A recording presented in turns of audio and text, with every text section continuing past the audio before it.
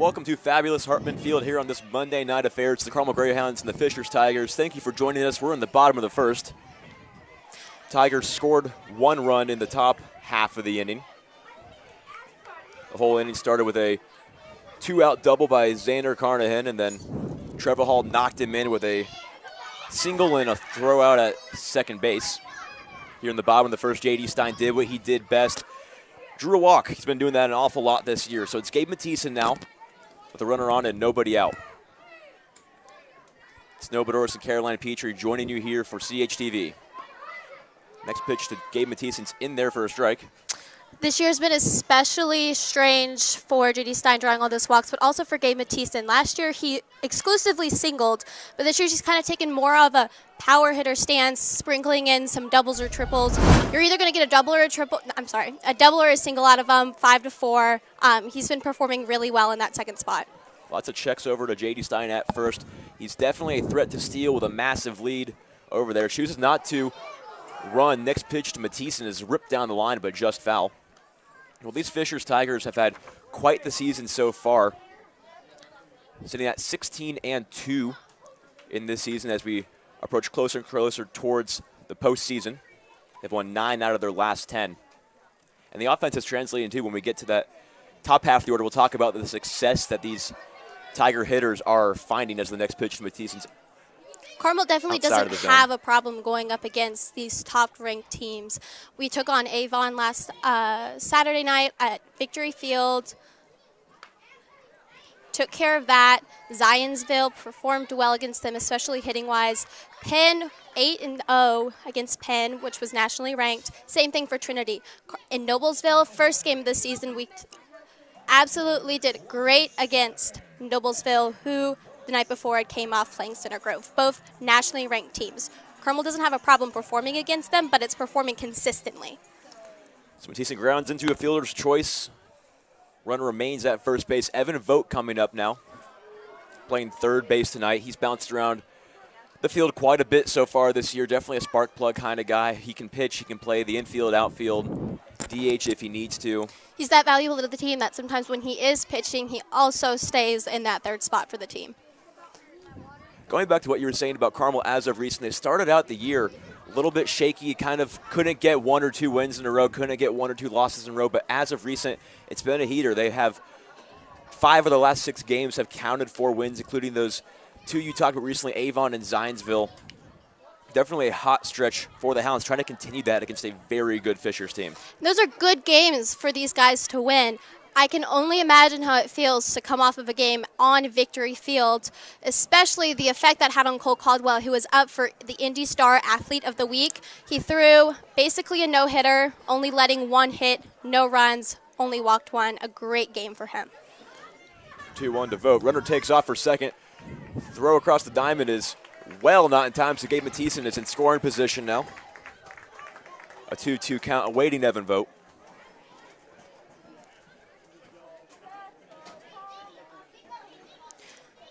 The catcher, Carmen, we started a little late. I will say the Hartman stands are usually not this packed. Tonight was Pack the House, where they also honored all of the Carmel Pups travel teams. So there are definitely lots of little guys here to start chants and rally these Hounds. And quite a bit of visiting fans here tonight. You don't see a whole lot of that here at Hartman Field, but Fishers fans have found their ways to the bleachers over in Carmel. So definitely a sea of red and blue in the stands tonight. A full count now for Evan Vogt. He's drawn a quality at bat. J.D. Stein did the same in the leadoff spot.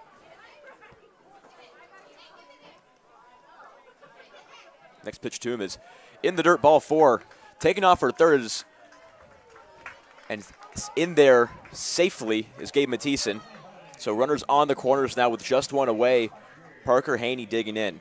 Gabe Mathiesen's definitely developed as a player, and he's able to contribute to that back-to-back with J.D. Stein. It's definitely a lethal combo having that back-to-back. In the game against Avon, they were absolutely insane, and they demand an airtight infield. Mathieson went 2-3 at the plate against a top-ranked team and led the team with 2 hits. First pitch to Haney's in there for a strike. Austin Conley's the starting pitcher tonight for the Tigers. Only 3 games and a 5.40 ERA to show for it. So some inexperience and inconsistency could show to be beneficial for the Carmel Greyhounds as they've already worked 2 walks early in this game. I think that's definitely ideal for how Parker Haney hits as a player. He feels that. The 0-2 bouncing towards right side, tries to flip over to second for the double play, and they're calling him out at first base. That was a questionable call there, but a run does score. That's Gabe Mathieson, so all knotted up at 1 here in the first inning. It's going to be 1 on and 2 out for Carson Mace. I guess he just proved my point. Parker Haney is definitely a valuable player to have there and is able to allow Gabe and JD Stein to fulfill how they work and how they're integral to Carmel's offense. Just goes to show that good things happen when you put the ball in play. Carson Mace lined one's out to center field straight at the defender rep, and so that'll do it for the bottom of the first inning for the Hounds. They knot this thing up at 1. It'll be another inning of work for Cal Carmichael coming up.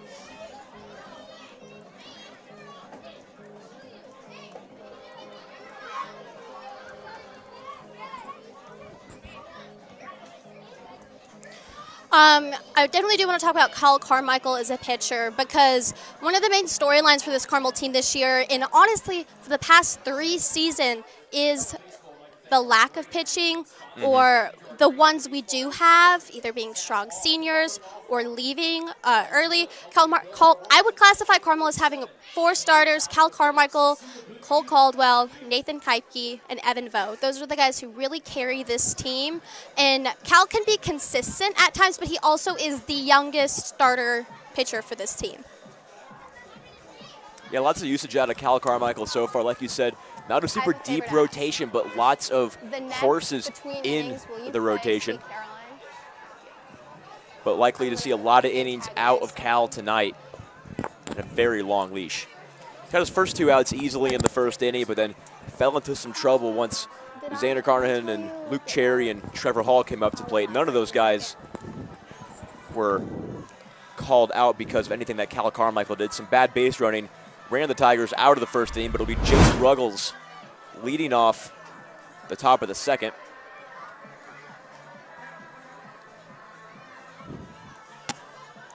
I definitely do want to address the big part of how Carmel is doing this year is in part of the brand new coach, Hunter Owen. Hunter Owen was drafted by the Pittsburgh Pirates and played for the Indians, however, only had 5 plate appearances with no hits and then went back to the Indians.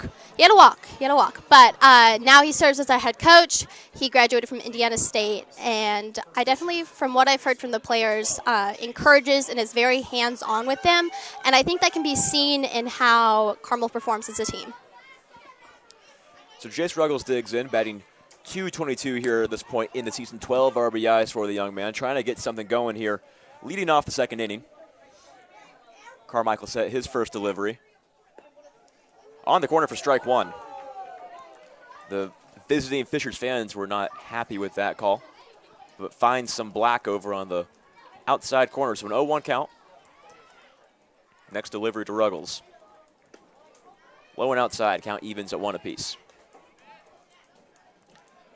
One of the biggest storylines I've seen so far this year for the Hounds is just the plethora of experience, but also the use of Jackson Harris over at catcher. As next pitch to Ruggles is on the ground and right off of Cal Carmichael's foot. So digging out an infield single is Ruggles, and Fishers has a man on and nobody out, trying to get another rally going. But Jackson Harris has been so helpful and so useful. And in recent seasons, we've seen Carmel have just kind of a shortage of catchers, where a few years ago there was some consistency, but since then there has not been good Carmel catchers. And so the young man, the sophomore Jackson Harris, has shown to be an excellent weapon behind the plate. Hopefully he gets a chance to test out the arm now with a runner on first. Yeah, he definitely knows how to handle either these not inexperienced necessarily pitchers, but ones who, if left without a strong, solid rock behind that plate, could lead to an increase of errors. That was definitely seen last year with pitchers like Adam Buczkowski, where the guy couldn't just adapt to how he was throwing and the speed he was throwing at. Colin Hebert showed bunt on the first delivery to him.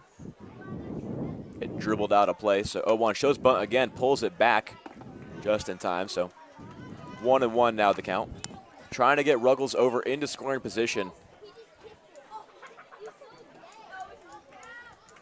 So Fisher's looking to play some small ball here early in the second inning. The 1-1 to Hebert. Showing bunt once again, and that dribble's out of play, so a 1-2 count. Pitcher's count coming up. We'll see if Hebert shows bunt once again with the 2-strike count.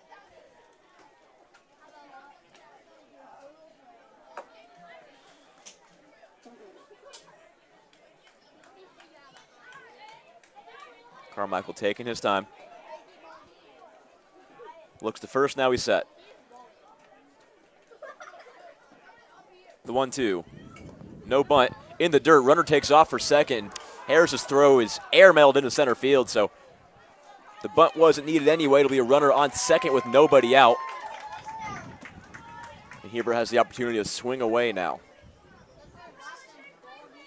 Having Silas Neal on second, he usually is over on that third spot and served that last season with some controversy regarding, the amount of errors he had, but he's definitely still stayed in this lineup consistently.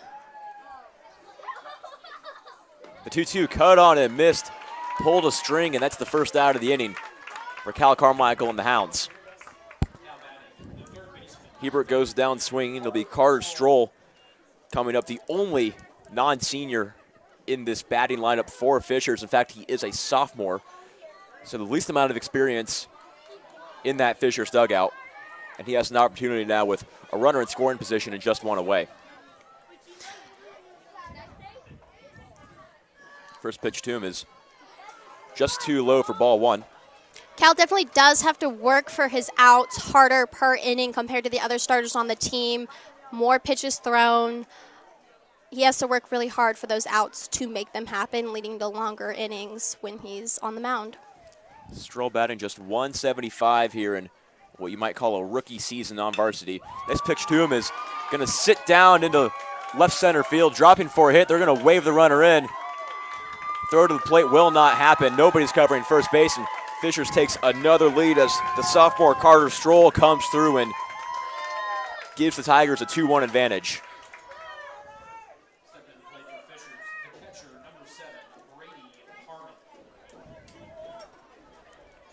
Brady Carmen, the catcher, digging in now for the Tigers, trying to keep this rally going.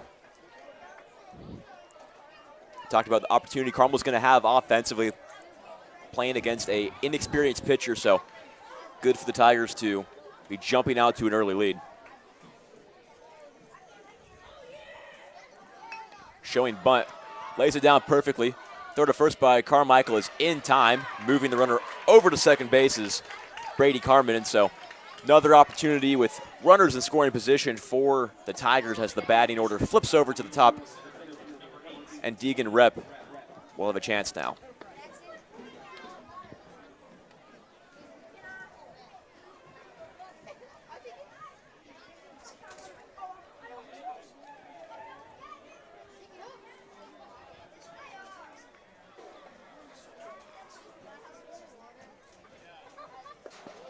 First pitch to Rep is low and inside for ball one. Rep in the leadoff spot, batting .327.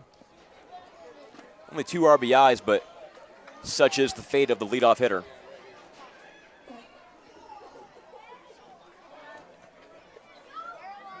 The 1-0 count will have to wait. Check over on second base.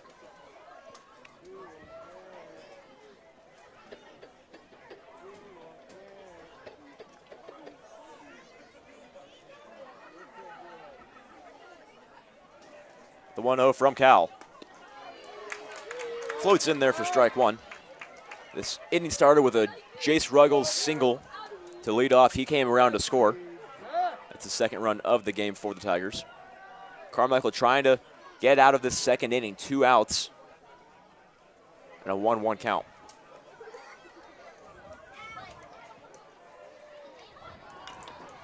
Next offering to Rep is dribbled out of play. Coach Owens definitely has a hand on this team, and when there are issues with pitching, they don't go on for long, nor are they able to get out of control, where instances like that could have happened last season under Ty Neal. Carmichael really slowing the game down so far. We've seen him really take his time on the mound, trying to lock in. We see consistently in this level of baseball, lots of checks over at runners, whether that be genuinely to try to pick him off or just to keep a pitcher in a flow, or sometimes just because coach said so. The 1-2 with 2 away. Instead, timeout called. See what we're doing. They're going to. It was a balk. Now it's not. Not sure what they're doing. Matison's coming back in from center field. We'll get the situation on that as soon as Eli Penquite makes his way up to the booth. The 1-2 once again to Deegan Rep. Chopped over to the left side, Vogt gloves, throws to first in time for the third out. Excellent play by Evan Vogt for the third out of the inning. Vogt, the Hanover commit, is definitely that spark plug, how you compared him to. Will always be reliable, especially with that cannon of an arm. Hey, he's kind of a skinny kid, but he can really throw the ball across the diamond. For sure. He can hit really well, too, when he's cooking and he feels it. He's delivered some definitely jaw-dropping plays that's expected of the third spot. But at the top of the inning, we will expect to see Anthony Back's coming up. He's another guy that, much like Evan Vogt, has made his way around the diamond. He's played first base, played some third. DHing has also been a role back so far this year. So playing first base tonight.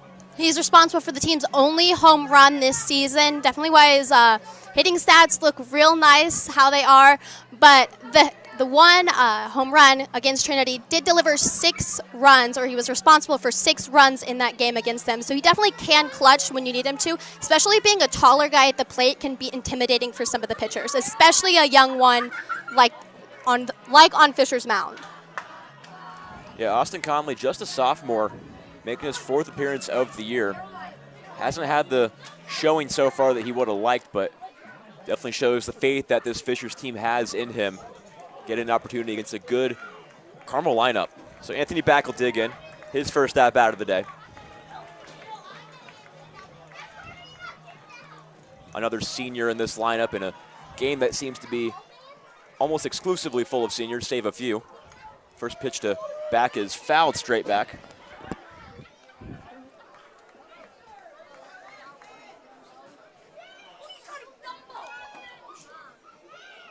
Carmel plated a run last inning via fielder's choice by Parker Haney.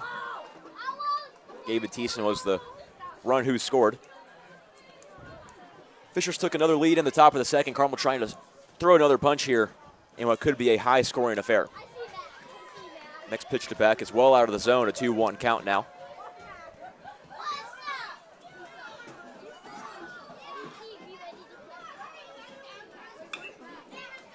Pop straight up. Shallow outfield, and making the catch is Rep for the first out of the inning.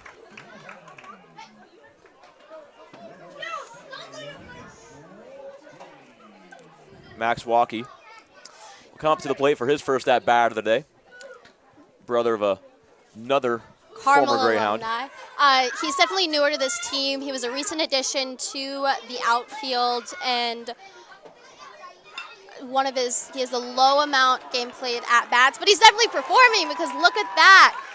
So Walkie making his name known early in this game, and that's a single for the Hounds, trying to get something going here after the leadoff pop-up. But like you were saying, definitely one of the newer guys around, so definitely good to see him getting some offensive production. It's Jackson Harris now, the sophomore catcher. Known for his defense, but definitely capable of getting some offense going here in the 8-hole.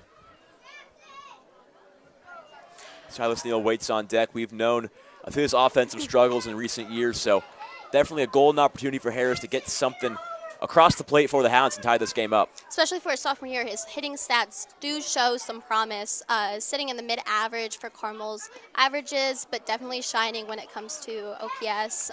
He either singles or doubles, just like Gabe Matisse at the top. So maybe he'll develop in the next years into a player once Gabe Matisse leaves to replace him in that second spot.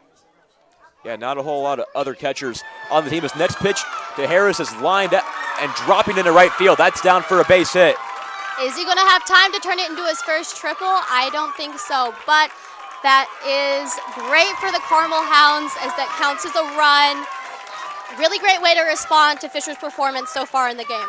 The third of the plate is cut off, and Hounds tie this game up once again. It's 2-2. Max Walkie, the tying run here in the second inning.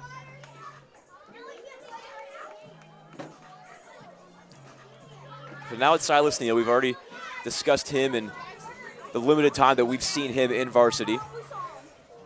Carmel's offense has definitely gotten better. They don't need to build up a bunch of players on base and make big grand plays. These short, snappy doubles, singles, get somebody on base and run them works really well, especially for how fast the team is this year. You call that small ball. As the first pitch to Silas Neal is lined straight back.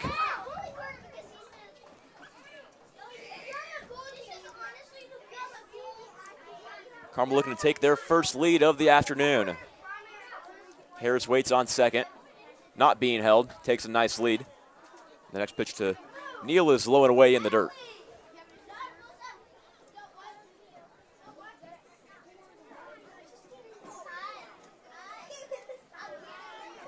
Austin Conley, the left-handed sophomore, doing well so far, trying to get out of this inning. Next pitch to Neal is high and towering, but out of play. Drops right in front of Carnahan, and we'll do it again.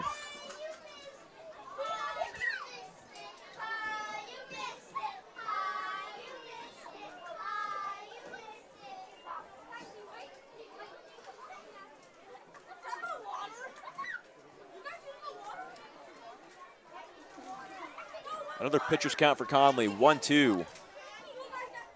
Neal trying to get something here. J.D. Stein waits on deck. He drew a walk in the first inning.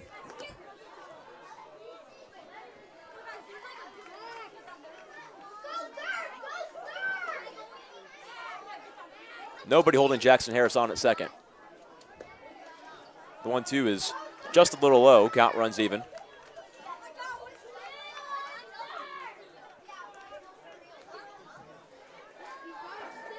Neal had issues with throwing errors playing third base last year, but he's been moved over to second base this season, and we've seen the improve in fielding with a shorter throw. The 2-2 is lined out of play once again. Neal working a solid at bat, just trying to pick out the one he wants. It's something he's learned to not swing. Last year he was just swinging at everything, so it's nice to see some development instilled with him on being really selective and working the count in his favor. The 2-2 is up the middle, down for a base hit. Just like that. They're going to wave in. Harris' throw to the plate is just too late, and Harris cruises into home plate. And Carmel's taking their first lead of the game. It's 3-2 Hounds. Silas Neal delivers a one-out double. And the lineup card flips over to J.D. Stein with another runner in scoring position.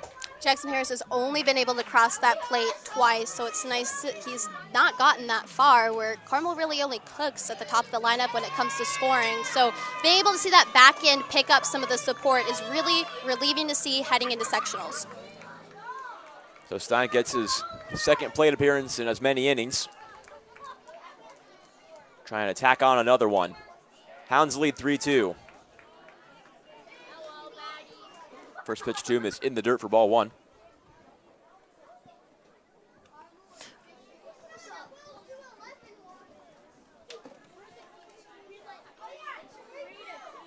Neal on second. Still nobody holding on to that second base bag. The 1-0 count. In the dirt for ball two. It's definitely, we touched on it, that J.D. Stein is walking significantly more this season than he did last year. Last year, swinging at everything he got because he could do that because he's a great hitter. Singles, gets on base, takes care of himself. But that selective eye is definitely lending itself more to the next level he's going to be playing at collegiate baseball at Wake Forest. So seeing that development in him as a player is nice and definitely supports the back end of the lineup when they need to buy time for them to work and steal bases. Because Carmel's stealing more bases than they ever have, especially compared to last season, and they're able to do it as well, not getting caught. Stein's on base sitting just above 500, so like you said, he's getting on base quite a bit. And any given night, you can expect him to be on 2 or 3, even 4 or 5 times. The 2-1 count now to the Carmel shortstop. Runner takes off for third. Pitches blown away for a ball, and Silas Neal cruises and slides into third base. I'm sure that's something definitely that coaches worked on the team with, not just having J.D. Stein be the one who can steal bases and knowing that his other players have it in them. They've definitely, I've heard from players, had to run more laps than this season and really worked on the fundamentals of baseball so you can spread the burden of running Carmel's offense more throughout the team and not just concentrated at the front of the lineup. Silas Neal 90 feet away from doubling this Carmel lead. J.D. Stein with a 3-1 count. Next pitch to him is bouncing ball up the middle. Gloved over at short. No play will be made. J.D. Stein is just too fast for Mayo Fernandez, and it's a 4-2 Hounds lead. He's pretty intimidating. Just the thought of going up against J.D. Stein, he's been intentionally walked, I can at least say more than once this season. Nobody wants to deal with J.D. Stein, and it's a problem for other teams' defenses. So Nate Steele is the hitter now. One of the younger guys in this Carmel clubhouse. First pitch to him is lined up the middle for a base hit. Absolutely proving them tonight, not just Nate Steele, but all of the younger guys on this team. Jackson Harris with that double, it's refreshing to see and know that the generational problem of what are we going to do when these seniors leave is not going to be perpetuated. Stein thought about third base, but he'll stay at second. So runners on first and second now for Evan Vogt. Vogt drew a walk in his first chance.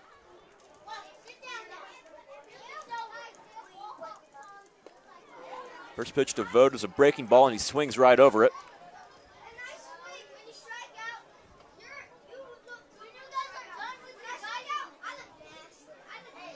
The 5.40 ERA for Austin Conley starting to bleed through.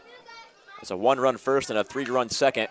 As the next pitch to Vogt is ripped down the line, and it'll be bases loaded now as Evan Vogt digs out a single to hold the runner at third base.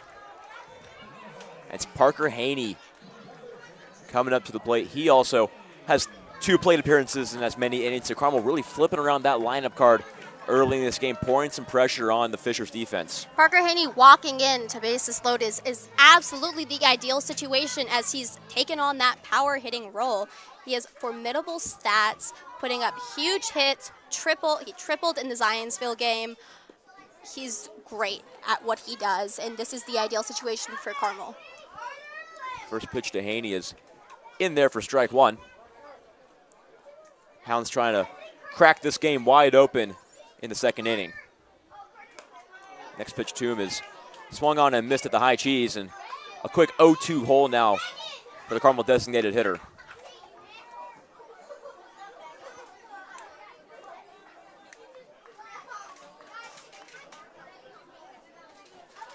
A lefty-lefty matchup, favorable for the Tigers. A ball on the ground is absolutely favorable, trying to get a double play and get out of this inning. The 0-2 is up the middle. Fernandez steps on the bag, throws to first. Double play for the Tigers. They get out of it and stop the bleeding here in the second inning. It's 4-2 Hounds. And a threat that seemed imminent is halted quickly. Fishers definitely does have an infield to be noted. I mean, their record speaks for itself. And if it was a smaller team that wasn't able to handle it, Carmel could have worked it. But just being able to nudge out that 2-run lead against a really great Fishers team is something to be noted about. So Cal Carmichael coming on for his third inning of work, and it's a whole lot easier to pitch with a lead than pitching in a hole. So that 4-2 cushion now for Cal should be more than helpful.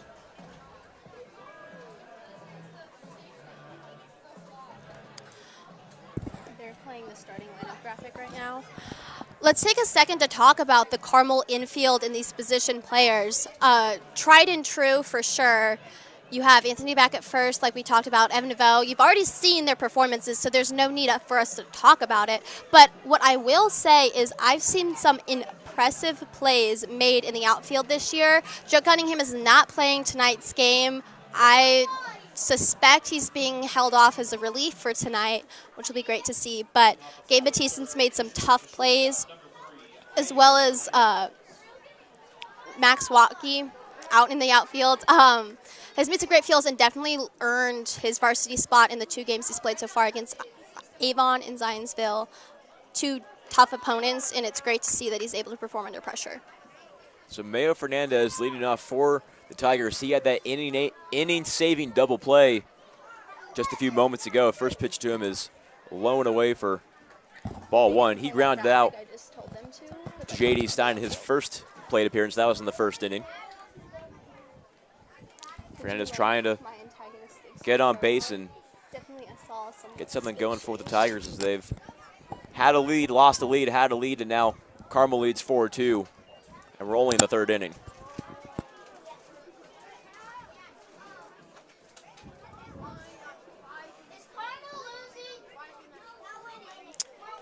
Carmichael avoiding Fernandez, a 3-0 count. Mayo batting .360 this year with 11 RBI, so might not be a bad guy to avoid.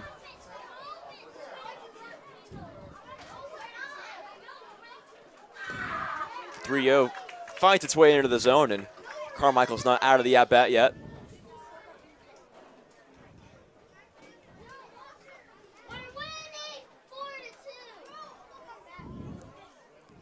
.3-1, low and inside for ball 4, and Mayo Fernandez draws the leadoff walk, and that's not what you want to see out of Cal Carmichael.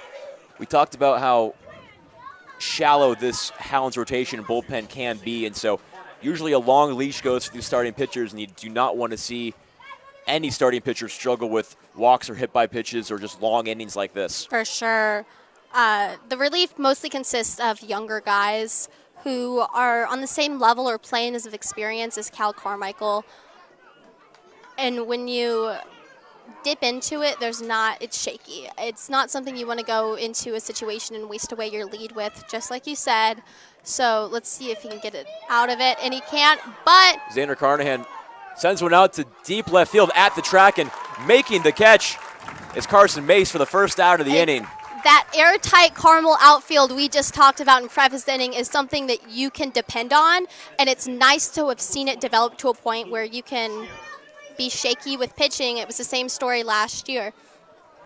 So if the fence was about 10 feet short, this game would be tied, but alas for Xander Carnahan, and hurrah for Carson Mace. It'll be Luke Cherry, designated hitter. He was hit by a pitch in his first chance. Sends one out to center field. That'll drop for a base hit. First and second now for the Tigers. Trying to avenge the 3-run inning that the Carmel Greyhounds had last time.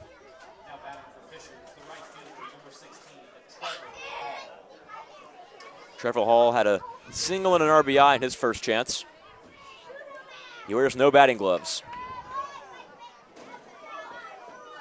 Tigers swinging at the first pitch they like so far in this inning.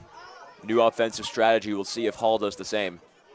First offering to him is inside for ball 1.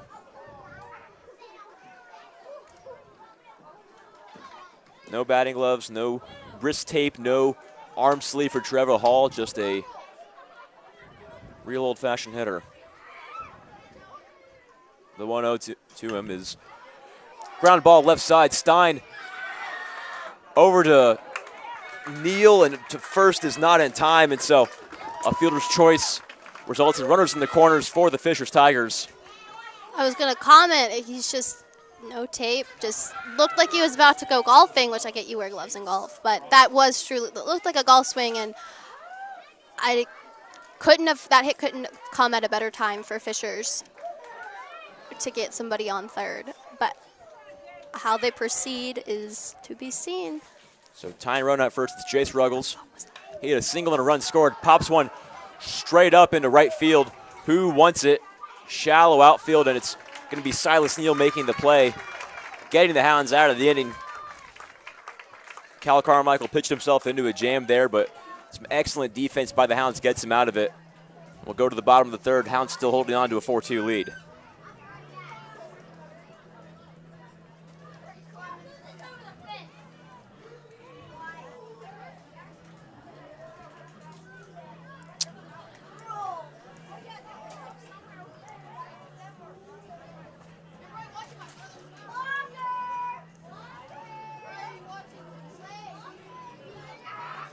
For those of you just joining us and wondering what this crowd at Hartman Field is all about, and I'm hoping you guys have heard some of the shouts and quips we've heard from some of these younger players.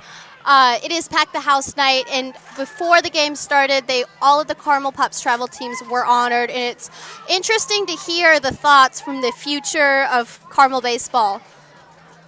And I think they keep saying my name. I don't know. It's kind of confusing. You think they're saying your name? Yeah, I swear. I keep hearing it. It's a little perplexing. Our lead director, Addie Madrill, was showing them our channel and how to subscribe. So if you guys are watching as a Carmel Pups players, we say hello from CHTV, and definitely subscribe and keep up with all of our sports coverage. And keep up with your favorite Carmel teams. So Carson Mace leading off here in the third inning. I do want to talk about Carson Mace. Last season performed as a hitter, but looking at his stats, he has minimal plate appearances and really hasn't been utilized. First pitch to him is off the foot, and the throw is not in time, so sends it off the cleat to Austin Conley, and then the throw to first is well late, and a leadoff single for Carson Mace. Like you were talking about, he has offensive production, and we can hammer a ball like that, good things happen. I look at his stats, and I texted somebody who's familiar with the team. I said, has Carson Mace been injured this season? What's going on? Because he's definitely a great player on the baseball field as well as the football field. Heck of an effort by Brady Carmen to try to get the out at first. Check over to Carson Mace before Anthony Back sees his first pitch. He also flew out to center in his first at-bat. That was in the second inning. First offering to him is drooping out to left center field. That'll drop for a base hit. So 2 up and 2 on for the Hounds. Trying to extend this 2-run lead. Max Walkie digging in. Next, he had a single and a run scored. Anthony Back, this back into the season, that's not a pun. I did not intend for that. Has definitely been filling out his stats in all the columns across the board and proving himself as integral to Carmel's offense, where he did skip out last season playing for the varsity team. Runner in scoring position for Walkie as he shows bunt. Carmen wanted to check over at first base, but there was no first baseman to await the throw. Next offer to him is a perfectly placed bunt. This could be trouble. No play will be made, and it's the bases loaded for the Hounds. Max Walkie drops one down perfectly, and Jackson Harris, who had an RBI in the second inning, an opportunity to get another one. Fisher seems kind of stunned. I get you're going to be stunned when something hits your foot and you kind of like gawk, jaw drop, but they don't seem fine-tuned to get that ball to first or wherever it needs to go to get those outs, and Carmel is definitely taking advantage of that. So an infield single, a bloop single, and a bunt single for the Hounds, and that's how they're loaded up now. Jackson Harris, the catcher, trying to pour it on here in the third.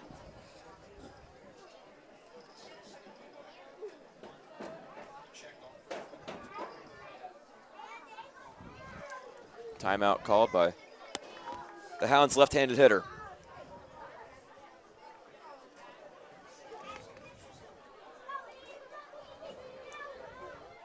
The 1-0. Swung on and fouled straight down.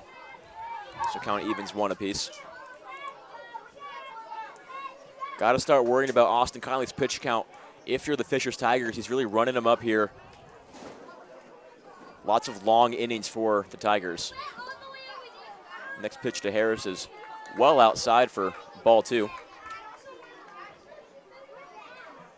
It used to spell trouble coming into a great situation with 3 runners, exactly what you want towards the back end of the lineup, but last inning proved that it's not a problem for this Carmel offense anymore, and it truly isn't a place of worry as they're not going to leave them out on base.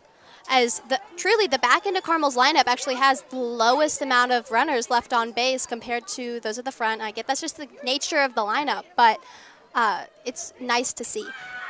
3-1 is skied and out of play, and the catch is made by Stroll. So the first out of the inning made by the Fishers Tigers. Silas Neal coming up. He had an RBI in his last chance. 4 RBIs for the Hounds have been spread around this lineup. Neal had 1, Harris had 1, Haney had 1, and Stein had 1. And so now Silas Neal trying to get his 2nd, 3rd, and 4th of the afternoon.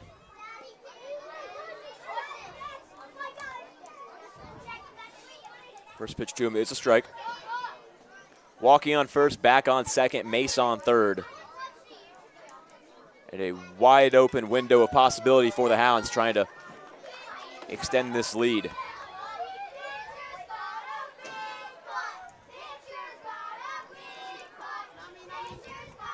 And the Carmel Pups making some comments on the anatomy of a pitcher here with 1 out in the 3rd inning. Next offering to Silas Neal is low and away. They're keeping it real. I don't know what to say. No filter. No filter found here at Harmon Field tonight.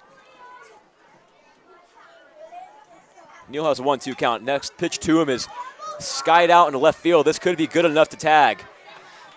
Carnahan makes the play, makes the throw home, and airmails it way too late. And so Carson Mace slides in for another Carmel run. It's 5-2 Hounds. And 2 on, 2 out as J.D. Stein digs in for hopefully his first 2-base hit of the afternoon.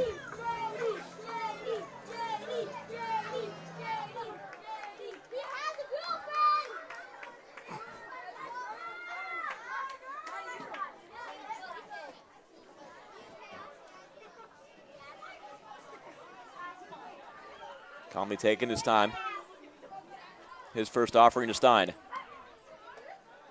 Outside of the zone for ball 1.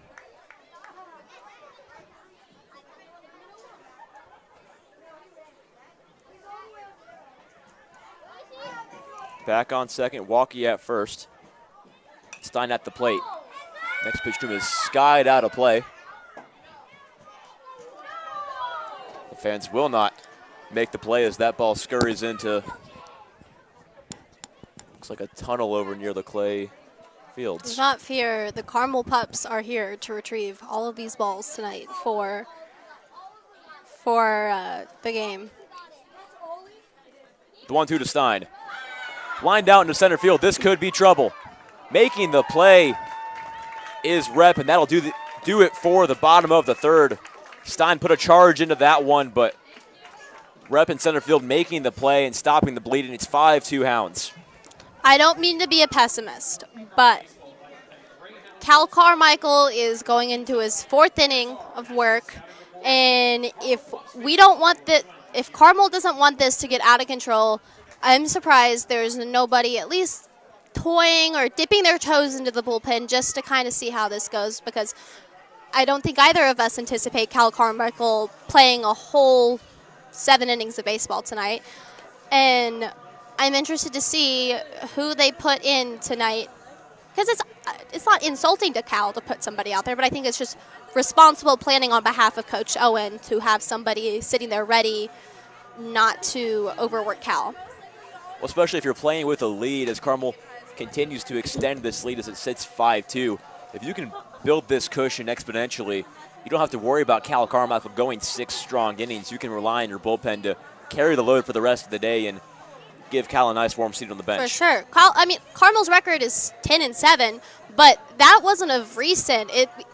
Recently it's been one more win than loss, and we've added 2 additions to that column, so it's nice to put some space between those outcomes, but it's not something that looks incredibly good. So it's Colin Hebert now leading off for the Tigers. He's struck out swinging in his first chance. Hebert batting .357 on the year. 9 Fishers hitters batting over 300. It's exactly what you want to see from a team of this caliber. First pitch to him is swung on top for strike 1.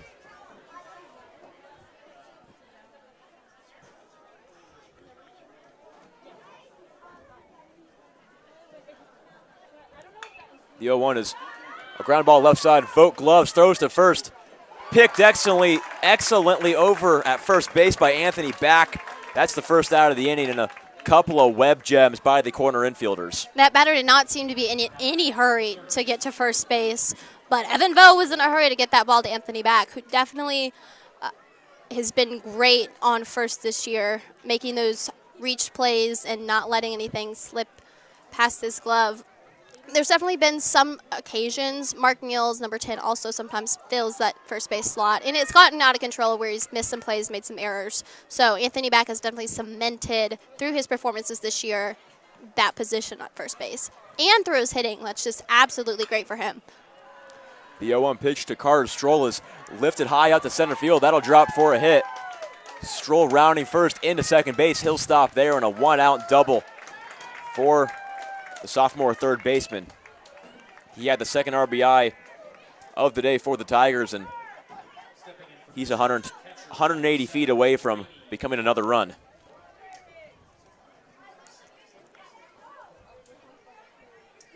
Brady Carmen, the catcher now. He had a sac bunt in the second inning. Moved Carter Stroll over to second base. But with Stroll already at second base, we'll see Carmen swing away here.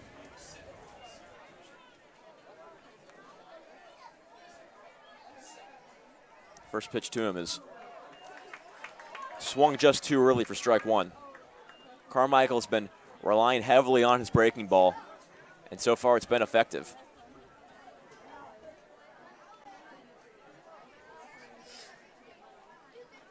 The 0-1 to Carmen. Ground ball up the middle. Base hit off the glove of J.D. Stein. Rounding third, digging for home is Carter Stroll. He slides in there smoothly for a run scored, and Brady Carmen has his first RBI of the afternoon. That is not something J.D. Stein has known for doing, this airtight Carmel infield. It doesn't really make any slip-ups, but looking at this point in the season compared to last season, J.D. Stein definitely has more errors than he did, which is a little worrying coming from such a high-level player, but hopefully Silas Neal now in that second base position can compensate and help smooth over some of those errors, but that is not what just happened. So lineup card back to the top. It's Deegan Rep, the runner on and 2 outs. He shows bunt, pulls it back just in time. Ball 1 to the Tiger center fielder.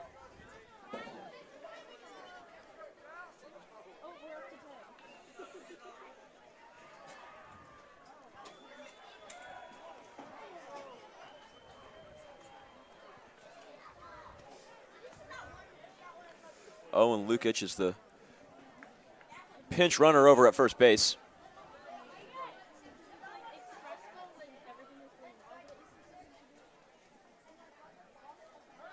Another check on the runner.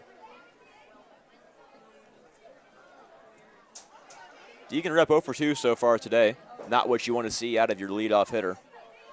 But we'll see if he can redeem a couple of blunders with a 1-out hit here in the 4th inning. Next pitch to him finds a corner at the displeasure of the visiting fans.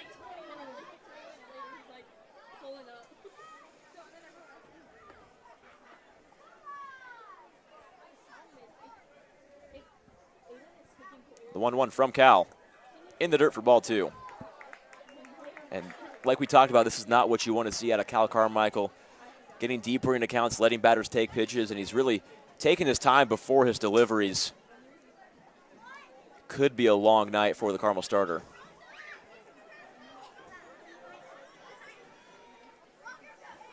For sure. There's our bullpen catcher shaking hands, giving fist bumps to these punt players. So absolutely no bustle or hustle out of Carmel's dugout to amend this problem, which is worrying to see.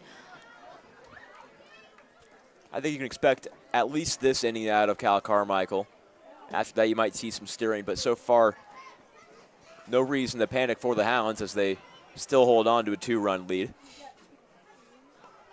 Next pitch to Deegan Rep is low and outside, and the count runs full.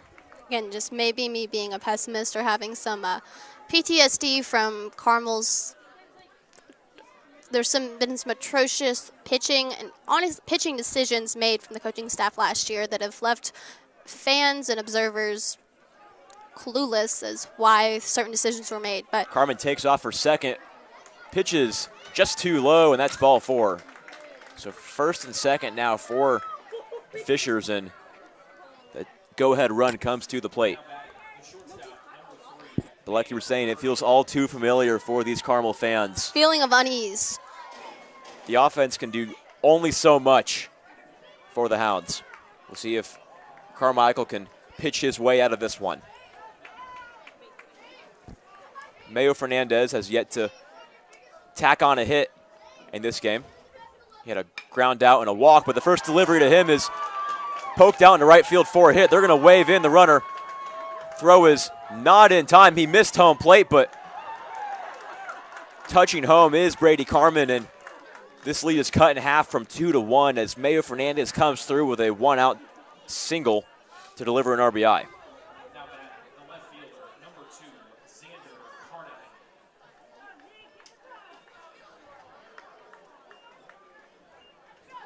So now it's Xander Carnahan. He had a double in the first inning that really sent a charge to this Fishers offense, woke him up, and was the first run scored of the game.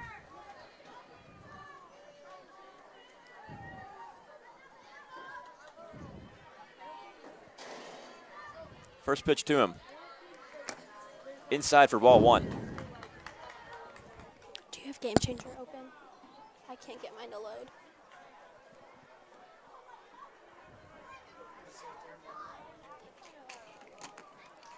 Fernandez on first, Rep at second, and just one away. Carmichael trying to salvage his start. Next pitch to Carnahan is swung on and missed for strike 1.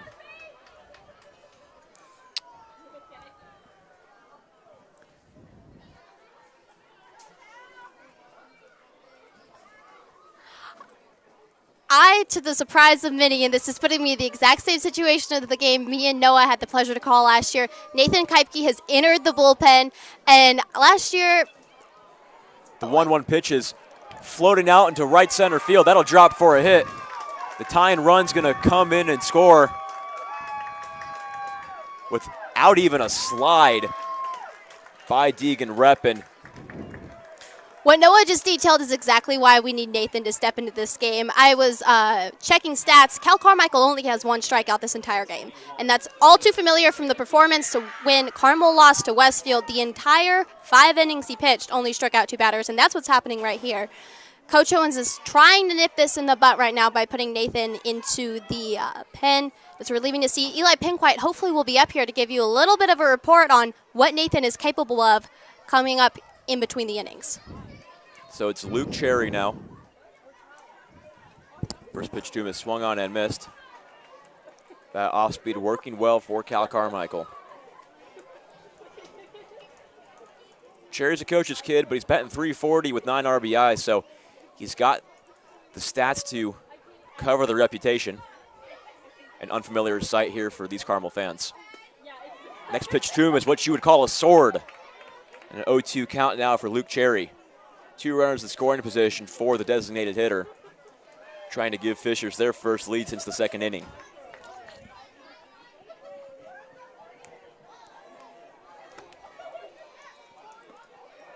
The 0-2 just outside. Harris thought he pulled it in just enough, but a 1-2 count.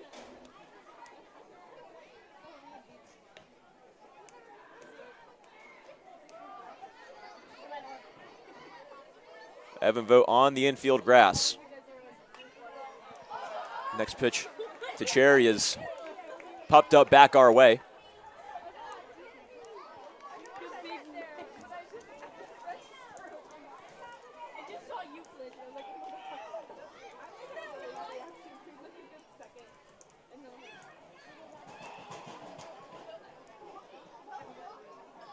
So a 1-2 pitchers count now for Cal Carmichael as play stops for Walkie to pick up a loose ball.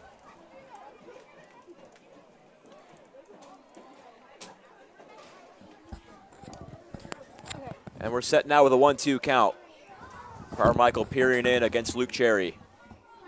Big opportunity here for the Tigers. They have 3 runs plated in this inning, hoping to tack on some more. The 1-2, swung on and missed. Strike 3 and a much-needed strikeout for Cal Carmichael, trying to salvage this inning without giving up a lead.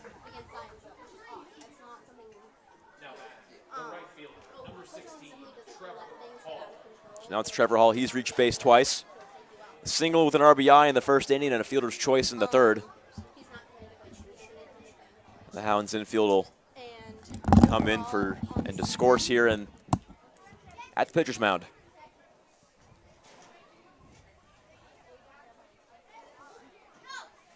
Overall in the season, frick, I can't read these.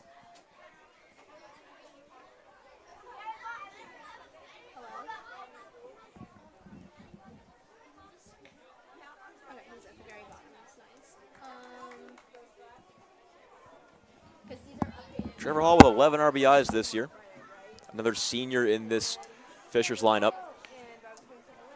He's got a double, a single, and a double, triple, and a home run. And again, he does not sport batting gloves. Big opportunity for the young man. 2 in scoring position. 2 runners are out. The first pitch from Carmichael is a hit batsman, and that'll load him up here in the top of the 4th inning.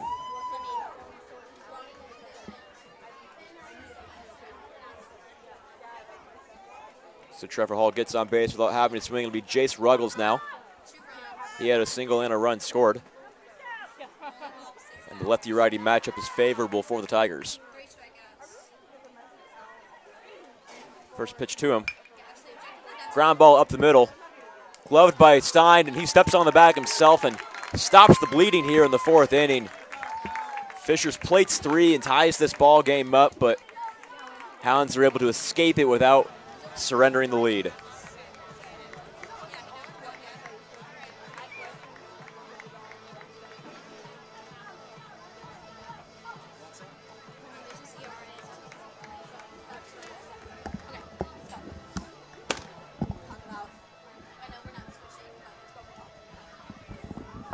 So Kuipke warming up in the Hounds bullpen. You could expect to see him getting his first inning of work of the evening coming up in the 5th. Joining us in the booth is Eli Penquite. Eli, what do you know about Nathan Kuipke? Against Zionsville, they played 3 different relievers, including Koki. He faced against 7 batters. He is the starting pitcher who has allowed the least amount of hits and is the Carmel's most efficient pitcher, and has only pitched 5 total innings for the Greyhounds this year.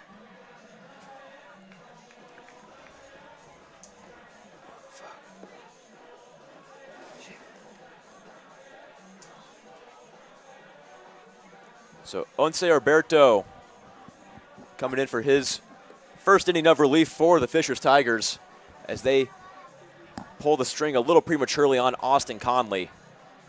So both bullpens getting some action here in both games.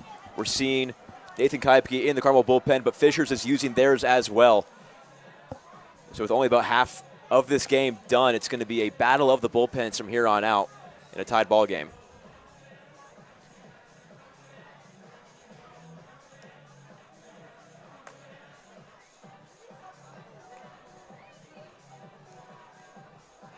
Alberto with a 10.50 ERA in just 2 appearances, so not the guy you want to see coming out of that Fishers bullpen if you're a Tigers fan, but He's the man who's given the opportunity here.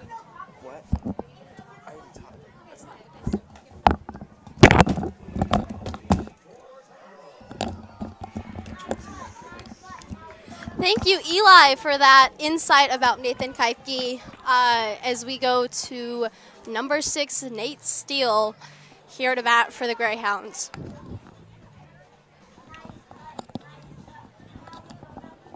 Yeah, so now Steele digging in. He had a single in his only opportunity.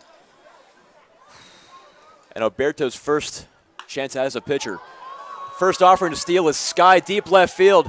That's going to one hop off the wall. Steele digging towards second base. He's going to be up there straight up for a leadoff double. And Carmel, after surrendering 3 runs in the 4th, has put the go-ahead run in scoring position with a leadoff double by Nate Steele. So Evan Vogt coming up now with a chance to retake the lead.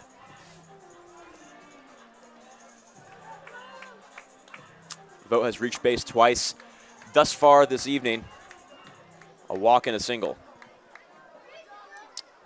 Adding to his stats, I mean, that's all you can say. Coming in, only had less than 10 hits, so exponentially, everybody around Carmel's offense is having a great game tonight. It's strange how this Carmel team can kind of be somebody that just plays to their opponent, and so when the 12-2, or make that 16-2 Fishers Tigers come into town, Carmel's really playing their A game. The 1-0 to Vogt. Swung on and lifted out of play towards the first base side, and unable to make the play is Ruggles.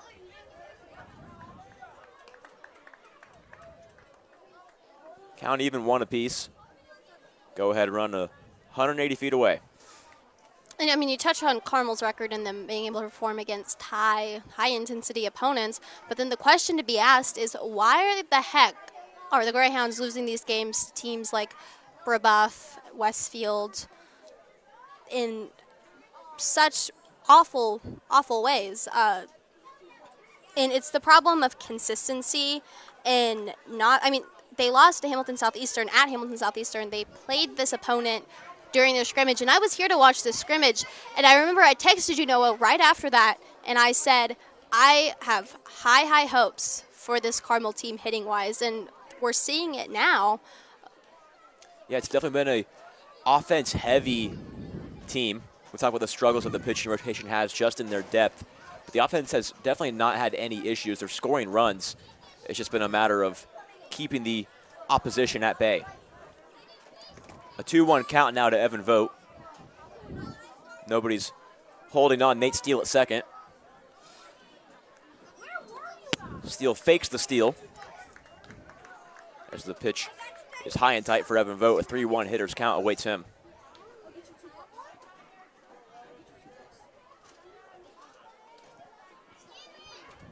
You know, Caroline, a lot of clouds in the sky, but that does not stop these Pups players from wearing their sunglasses. They just are, I think they're excited to be here. It's interesting to watch. I hope y'all have been able to see them off these camera shots, or at least hear them. They definitely are blinged out, for sure. I see lots of chains, lots of beaded necklaces, and they are very well dressed. 3-1 to Vogt.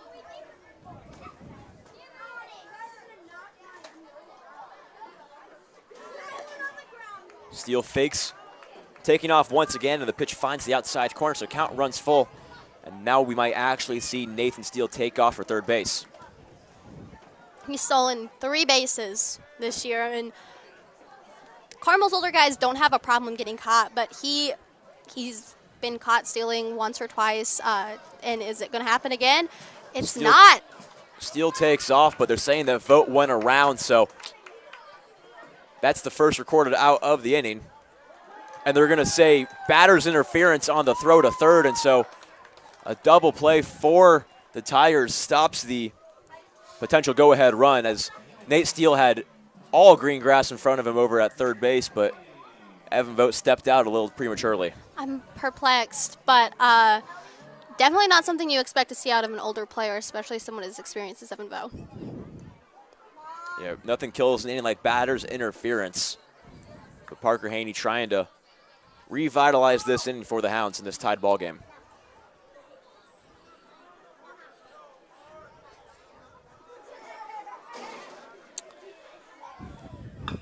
1-0 is lined out into right field, but settling under it is Hall, and that'll do it for the third out of the inning. Hounds had their chance, but some miscues and poor base running results in a goose egg in the fourth. Nathan Kaifke takes the mound.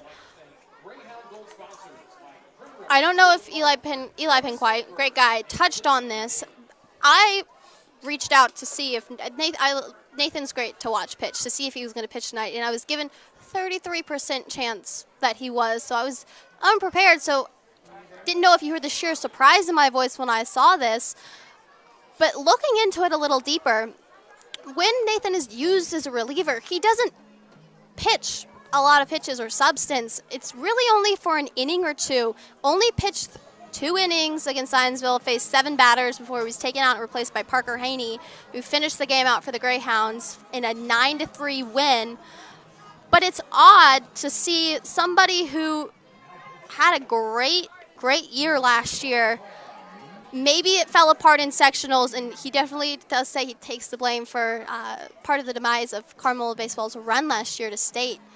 But it's odd to see him pitch so little for this team when, of all of our pitchers, and granted this may be because of not having the playing time that others are seeing, no errors. He runs a very airtight, I use that word a lot to describe Carmel's infield, and I don't know what else to say because truly it can be airtight. Very low amount of errors seen this year by this team. The ones you do, it's unfortunate, and it's something that you can tell in the next game has been smoothed over and drilled into the guys at practice. But he runs an airtight, a quick, efficient infield with 1 error. He strikes them out. He doesn't really like to walk.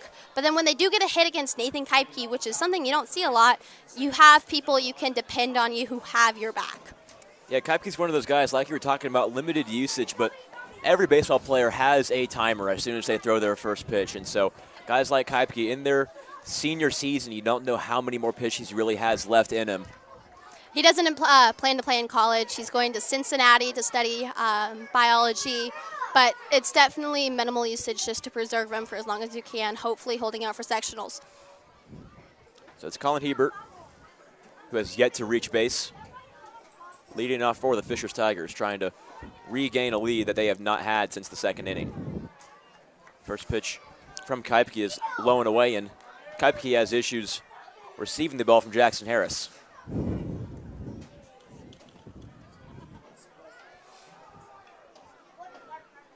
Typically, we see Kaipke pitching in moments of leads of high leverage situations, but seeing him this early in the game with a tied game is definitely an unfamiliar situation for the young man. He doesn't seem as, usually his arm, where he throws, his arm slot is a whole lot higher than this, and it's definitely way more high energy, so he's kind of scaled it back, it appears, for this batter just to kind of laissez-faire. I may just be using that term because of AP Gov exam tomorrow, but to this batter, or just truly, as you said, he pitched not even 2 days ago. It's the 2-2 now to Hebert. Finds the outside corner for strike 3, and Kaipke has his first strikeout of the afternoon. Sits Hebert down, looking. And he'll go over to Carter Stroll, who's had himself quite a game. A single with an RBI in the second inning and a double with a run scored just last inning. Definitely been the MVP of the Fishers Tigers so far.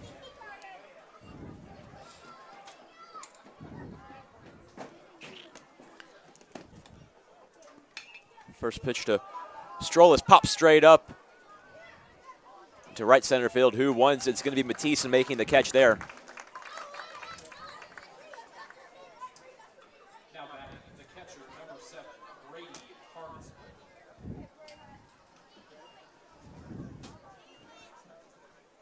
So now Brady Carmel, who's also had a successful offensive day. He's had a single, a run scored, and an RBI. But with nobody out with nobody on and 2 out, not a situation where you're going to expect a whole lot of runs scored.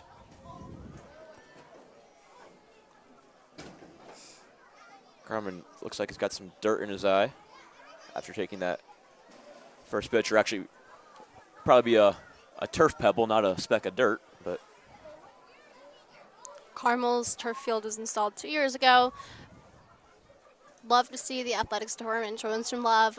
First year with the new scoreboard as well. So nice and bright for all of these Pups players to see.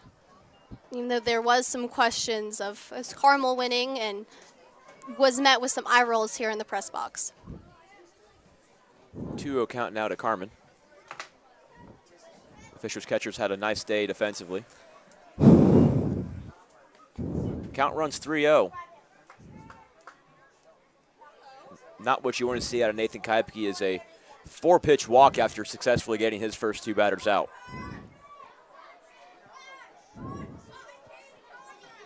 The 3-0 is well high for ball 4. So inning not over yet as Deegan Rep gets another opportunity, his 4th chance at the plate. Center fielder's in the leadoff spot tonight.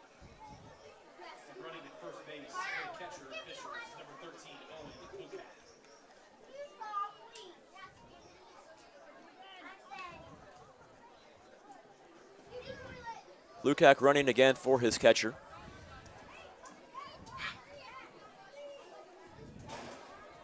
Fernandez waits on deck. He's a major threat as the first pitch to Rep is lined out of play for strike 1.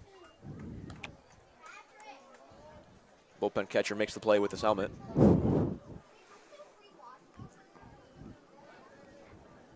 Nathan Kaipke in his first inning of relief trying to contain this Fishers offense and maintain a knotted up score. Fishers has definitely found a way to get on base. We talk about how consistent and how refreshing it is to have a consistently balanced offense in Carmel's lineup, but Fishers, it's already been developed, tried and true, and that's reflected in their 16-2 record. It's something they got pretty early. The 0-1 is lined right at Silas Neal for the 3rd out of the inning, so Nathan Kaipke escapes unharmed in the top of the 5th. We'll go to the bottom. Hounds coming up.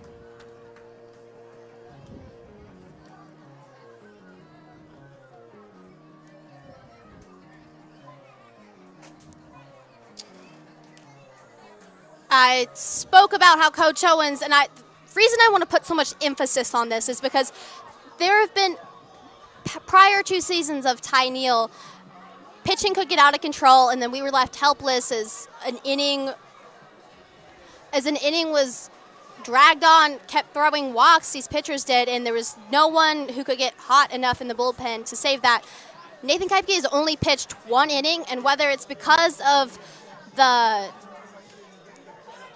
help me word this. He's pitched so much, and he can only pitch 2 innings, but there is another pitcher. What I'm trying to get to say is there is another pitcher in the bullpen, Joe Cunningham, first time pitching on varsity last year. He's got a short leash is what you're saying. Pardon? He's got a short leash is what you're saying. It's nice to see. He will nip it in the butt. Joe, I will say, he had a game, he threw 3 pitches, and he was pulled out the next inning. It's not something where you get chances with Coach Owen. He has a game to win, and he's not going to cradle anybody's egos and say, let him gain some confidence. Absolutely not, and that's why you're seeing Joe Cunningham in that bullpen. So Bertrand set for his 2nd inning of relief. Carson Mace celebrates the return of the MAC here in the bottom of the 5th inning. Mace had a single in his last trip, scored a run.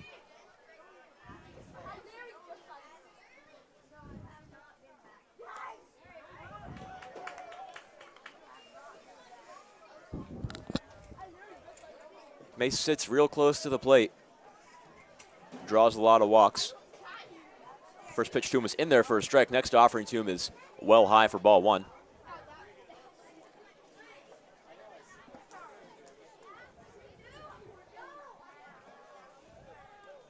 Count even 1 apiece on Carson Mace. Next offering to him is outside. That'll scurry towards the back bricks. As the Pups players here are enlightened about how many innings high school baseball goes to. 7 innings. 7 innings. Next pitch to Mace is fouled straight back. So Mace working a solid at-bat so far, trying to get on base. He's got a 2-2 count.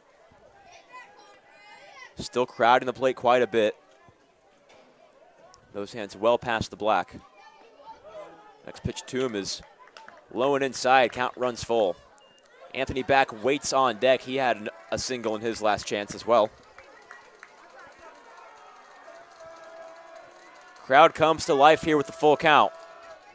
Outside, ball 4, and a leadoff walk for Carson Mace. And Anthony Back now with a chance to get him over or get him in and regain this lead for the Hounds. A really big story, again, from what I was talking about in between innings, the renovations Hunter Owen has made to this team definitely are to be noted. Batters are taking their time with their at-bats, absolutely not just swinging at whatever to get done. And that's simply reflected in the team's on-base percentage and as well as in their slugging. It's absolutely, you have guys in the high 8s, which is nowhere near what it was last year, including Anthony Back and Carson Mace. That will be a ball for Anthony Back. It's proof of a well-developed eye within the team, as well as reinforced hitting, something he's stripped back to the basics. Mace takes off for second. Throw is nowhere close. The guys have responded really well as in is reflected in the amount of bases stolen this year and stolen successfully on that. So Mace puts some pressure on Carmen, the catcher, who thus far has had a solid night defensively, but that throw was nowhere close, and a runner in scoring position now with Anthony Back getting the opportunity to just poke one down the line or get a bloop hit and give Carmel the lead. Dugout comes to life as the next pitch to Back is high and tight above his head. If he stayed in there, he might have lost hearing to that left ear. Count runs 3-0. You might expect the red light here for Anthony Back. Max Walkie on deck. 2 for 2 with 2 singles, including a bunt single in his last at-bat. The 3-0 is outside for ball 4, so back-to-back walks to start the inning. Roberto's not having the second inning of relief that he had hoped for, and Max Walkie's trying to make him pay for it.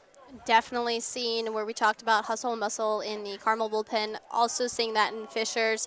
Going to be battle of the bullpens, as you noted. Just trading back and forth.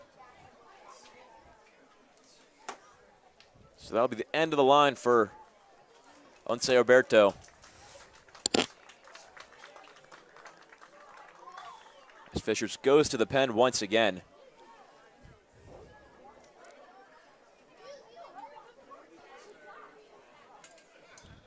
Your attention, ladies and gentlemen. Now pitching for Fishers, number 19, Quinn Disler.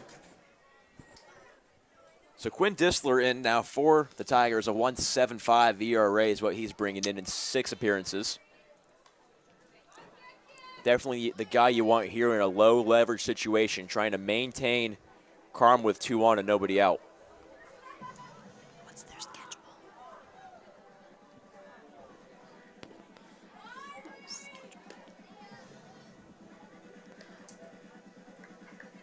It's the back end of the game, so what you're going to want to start doing for both of these teams is look at who they face next.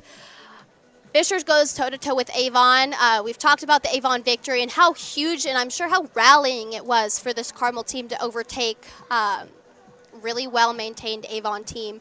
Fishers goes up and faces them. So if you're thinking about being deliberate about who you're putting on the mound now, it's obviously not an ideal scenario. And this does definitely go both ways, to be expending your pitchers like that and having to pull out all the stops to stop a potential Carmel run here. Not favorable for looking ahead to their schedule. Especially because, to note, I've had some conversations with some people in the press box this year. Relative to everywhere else in the United States, Indiana baseball is played on a very, very short schedule within about 2 or 3 months. And so these guys are having to play about 3 games a week, and it's hard to maintain a rotation and give the guys proper rest. Now at bat is Max Walkie. Yeah, Walkie will be the first guy to check out Disler instead of check over at second base on Carson Mace. Walkie hits from the left side. 2 singles earlier in the day, like we mentioned, trying to get his 3rd hit of the game. First pitch to him, spins out of the zone for ball 1.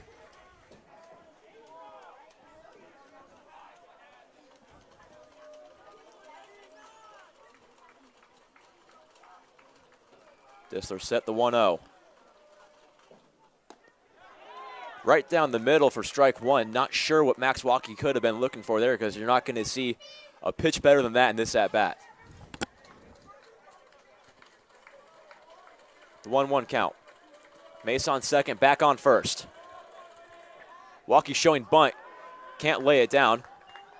Home plate umpire says yes, he did, and that's a 1-2 count.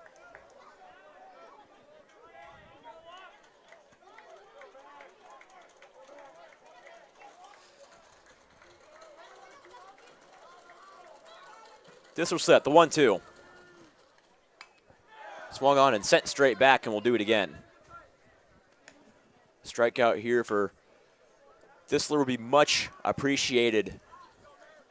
Trying to limit the offensive explosion that Carmel is trying to ensue here. Hold on second is pulled back, and Waukee sends one out into left field. Nice and easy play there for Carnahan. And there's the first out of the inning.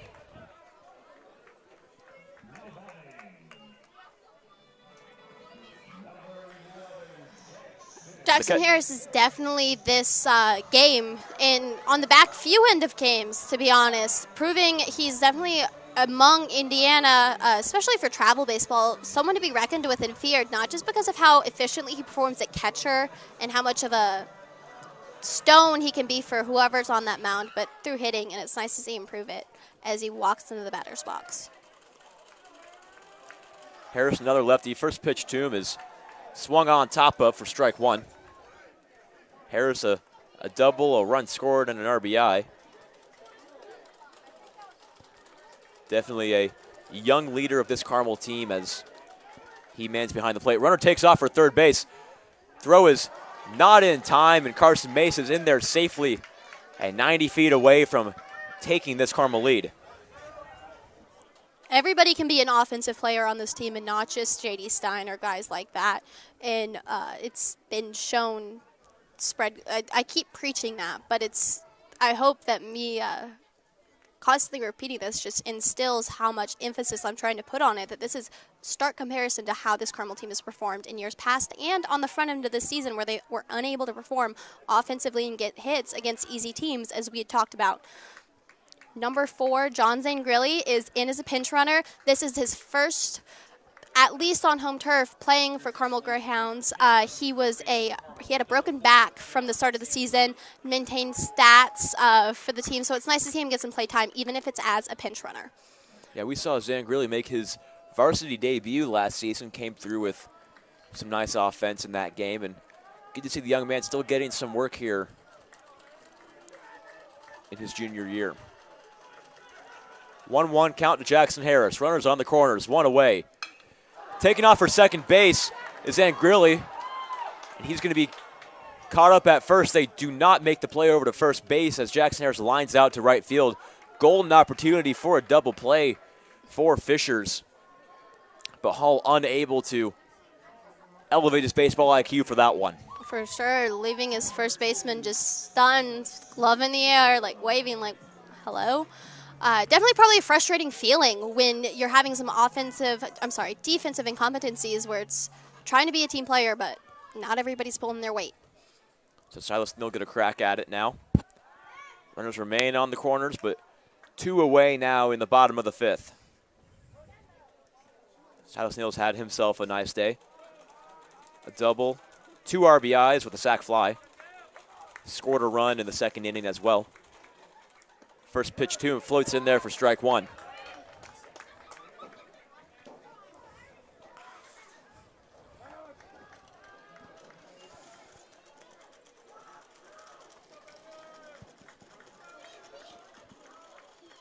The 0-1. In there for strike 2. And Disler a strike away from getting out of this jam.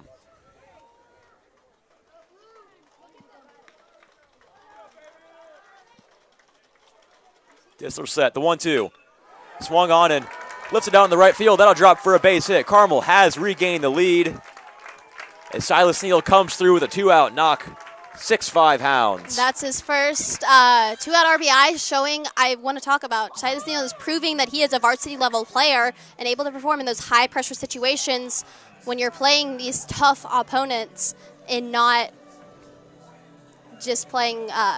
He can come to the plate and actually perform, and it's relieving to see in this improvement in the stat lines. More action in the Carmel bullpen as J.D. Stein digs in for his 4th plate appearance of the day. Runners on the corners. Silas Neal coming through with a 2-out knock, giving Hounds the lead. First pitch to Stein is out of the zone.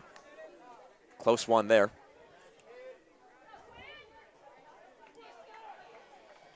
These visiting Fishers fans letting Quinn Distel hear their encouragement. Next pitch to Stein just misses once again, so Disler painting the corners here, just not getting the right calls.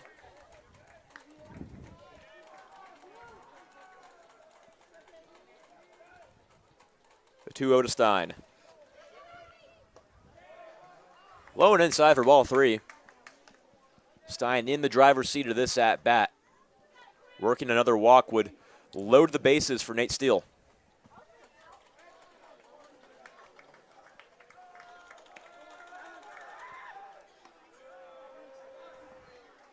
Check on Neal at first. Not close enough.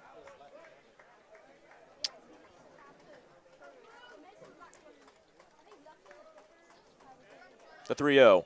Neal takes off for second. Pitch is high and outside for ball 4, so that'll load the bases for Carmel. Trying to add some insurance runs here in the 5th inning. As Stein walks for his 2nd time of the day. Nate Steele's got a couple of hits, hoping to add a 3rd.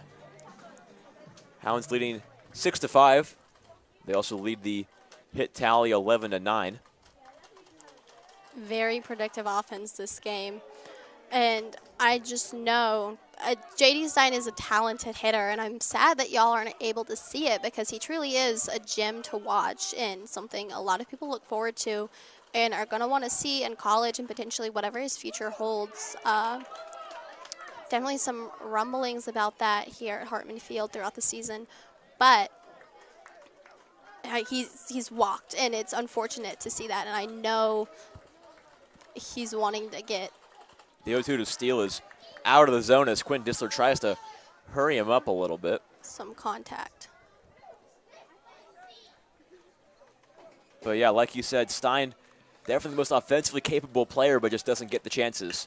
The 1-2 to Steele is lined up the middle for a base hit. 1 run is in. Here comes another. Throw to the plate. Will be not in time. Silas Neal slides in home, and a 2 RBI single for Nate Steele. The Hounds have extended this lead. It is 8-5.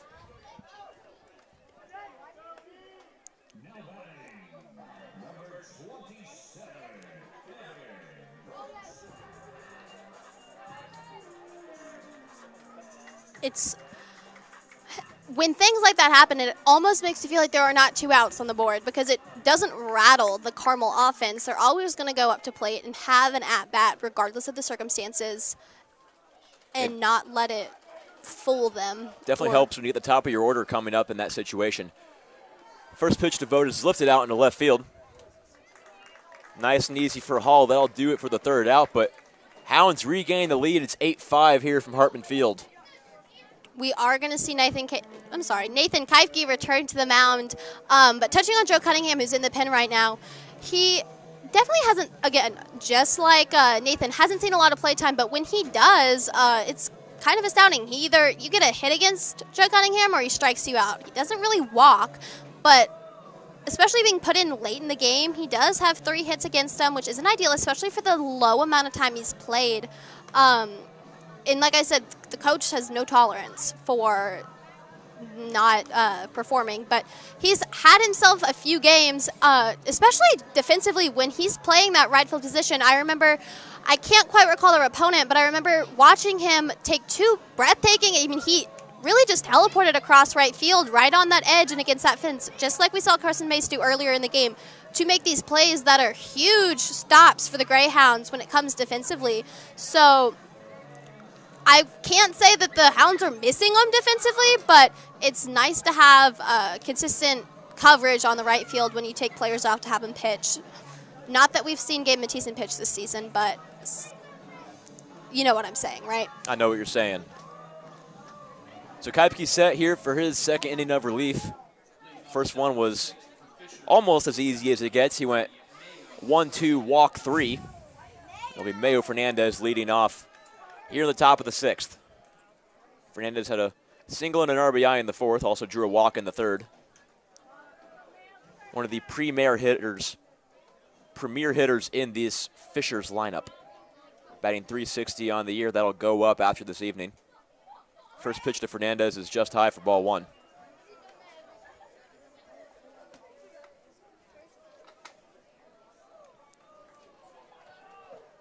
Kaipke slowing this game down. The 1-0 to Fernandez is lifted high out into left field, drifting back towards the track, and making a spectacular leaping play is Carson Mace for the first out. Doesn't even have to look when he comes down on that. It's crazy to see how he's developed, and it's left you asking, why is he not playing more games? Because it's not that he's not hitting. I mean, he's not playing. He's not playing for Carmel, and it's nice to see that when he's given that chance, he definitely takes advantage of it. Yeah, I thought Fernandez had all of that baseball, but Carson Mace says no, and Xander Carnahan now getting the opportunity to try to get on for this Fishers team and dig themselves out of a 3-run deficit. First pitch from Kaipke to Carnahan is outside for ball 1.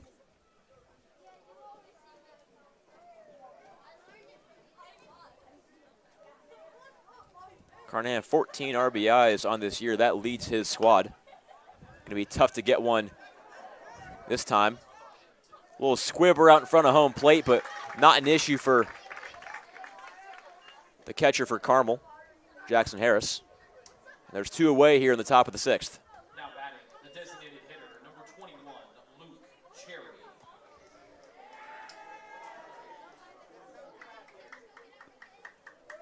Luke Cherry now had a strikeout in his last chance, hoping to redeem himself.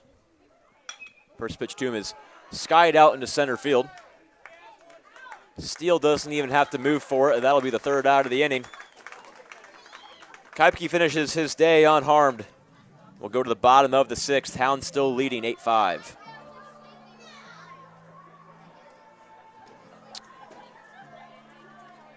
There's definitely an inside joke among the players, and it came from last season, but I guess it's been perpetuated to pitch to contact, and whether that's to your catcher's glove or to the bat. Nathan definitely elects to have it to the bat, knowing he has an infield, and if they get a hit, not even a hit, but contact, what about it? Because you have guys who can back that up, like Carson Mace and Walkie and Steele, not Steele, but who are now in the outfield and can back you up on that. It's nice.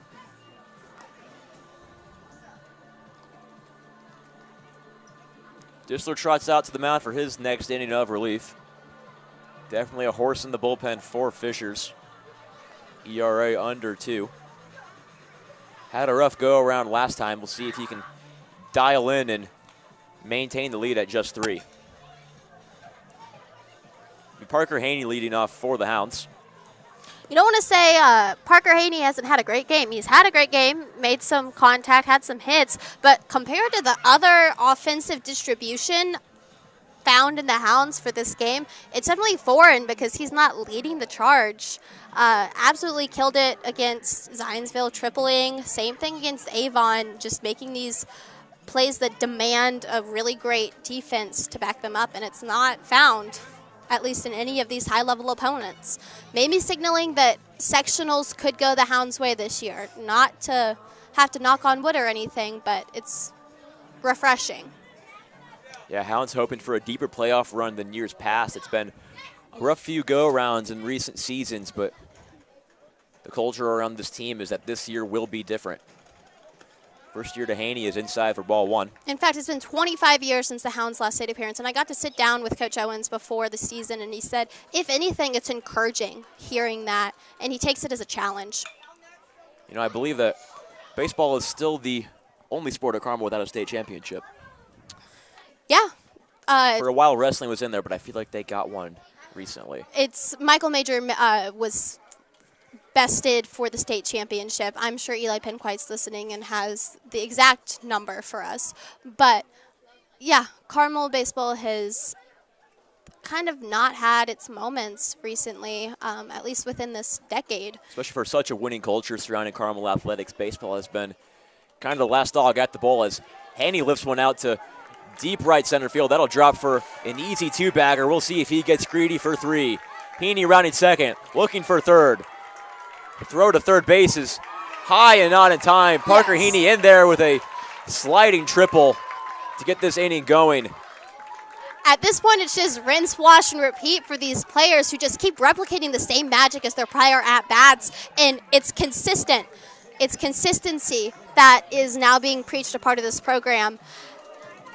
First triple of the game from either side, and Parker Haney let his dugout know just how he felt about it.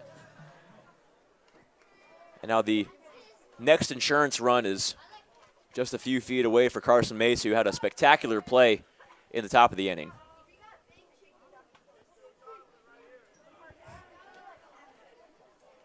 You know, I've had a few opportunities to speak to Carson in recent days, and really just one of the most down-to-earth guys on this team. Excellent guy to talk ball with, and one of those guys you definitely got to root for. I don't know if you were listening in on football season, but we said this a lot about Colton Hunt, where he's just a guy that you really just want to see succeed, and that's how I feel about Carson Mace. Takes the first pitch outside. Next offering to him is ripped straight back for strike one. It's hard not to love the story of this new Carmel team who are working against having one of the toughest sectionals to make it out of in the Indiana area with teams like Noblesville. Mace swings and misses at strike three. Teams Ball like is blocked in the dirt, thrown out at first in time for the first out. we always get caught up on Noblesville. Fishers, HSE, Westfield always trips Carmel athletics up, and there's definitely promise this year to make it out. So it's Anthony back now, trying to be the next hero of this inning. Parker Haney waiting at third base. He led off with a triple. Back a single and a walk and a run scored on his day. Excellent play in front of the plate by Carmen to keep the ball in front of him and keep Haney at third base. The 1-0 from Disler. Swung on and bounced out of play on the left side. Count evens one apiece.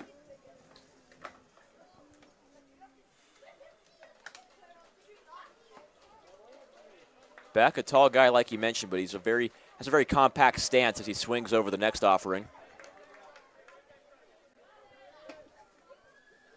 Almost Paul Goldschmidt-esque. I guess Goldschmidt has more of a lean back, but the 1-2, well outside.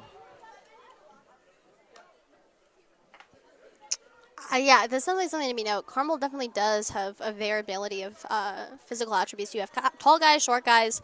I don't know if it's just the angle I'm at up in the press box. Well, that's what I appreciate about Coach Owen is that as Haney will tag up and get thrown out at the plate, and that'll end the inning. Excellent defensive play by Fishers. Hall to Carmen, and they maintain this lead at 3. But to go back to what I was saying, in previous coaching staffs, I know that's been a talking point, is physical attributes, where they're looking for these specific athletes. This is what a ball player looks like. And Hunter Owen's teams have not had that makeup, where you've seen guys of different statures getting opportunities, where you're seeing guys like Neal and Vogt and Harris get these chances that they may not have if they don't fit the mold that other coaches want. And not even just physical attributes. We're talking about seniority. You have multiple sophomores making plays. Jackson Harris proves himself. Guys like lots of juniors who are not being treated as a junior, and they're being leaned on because Carmel's learned a tough lesson that seniors go. And then you have nobody to depend on. So getting these guys exposed to how ball is played here at Carmel definitely helps when you have a transition and making it more seamless where it's not on year, off year, on year, off year. You consistently have talent that's well developed, and just giving guys a shot to prove their worth is definitely a value here that is preached to Carmel. So the Hounds 3 outs away from securing another victory, and we get another inning of relief out of Nathan Keipke, and hopefully that's a treat for these home fans. Trevor Hall had an excellent play in the outfield to end the Hounds at bat last inning, and he gets to lead off the top of the 7th for Fishers. Leading off the top of the 7th for the Tigers, the right fielder, number 16, Trevor Hall. Hall a single, an RBI, a fielder's choice, and a hit by pitch on his day. Batting .304 on the season with 11 RBIs. Trying to be the leadoff man on base for the Tigers in their last glimpse of hope.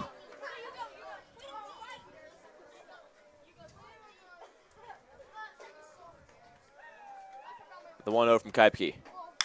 Swung on and grounded over to Evan Vogt. Vogt on the run, makes the throw and off target, and so Trevor Hall accrues into second base, and the tying run now waits on deck. Vogt had an excellent play, but just couldn't find the glove of Anthony Backover at first base. I wasn't sure. That might have hit the back of Trevor Hall. Could you see it from there? I looked like it twisted his shoulder to get his legs there quicker, and it could have definitely. But no impact as he settles up at second base. We'll see how they rule it on that one. Might be a single with an error, might just be an error. So now Jace Ruggles, 1 for 3 thus far. First pitch to him is in the dirt for ball 1. Harris calls time and wants to settle down his pitcher. We've talked about Keipke and just his excellent run in the past couple of years, and so lots of confidence in Keipke in this save situation. I would not expect him to be taken out prematurely.